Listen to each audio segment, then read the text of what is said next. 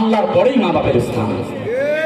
কত দামি কথা জানেন? ওয়াকাদা রাব্বুকা আল্লা তা'বুদু ইল্লা ইয়াহু ওয়া বিল ওয়ালিদাইনি ইহসানা। কোরআন আল্লাহ বলছে সূরা বনী ইসরাঈল, বলছে কে?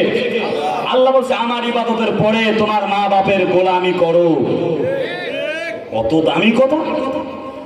আমরা সেই মা বাপের গোলামি করতে চাই না। হযরত আলকামা মায়ের খেদমতও করতো, কিন্তু দান সদকা নামাজ কালাম সব করতো, তার চেয়ে বেশি কেউ করে না ওই সময়।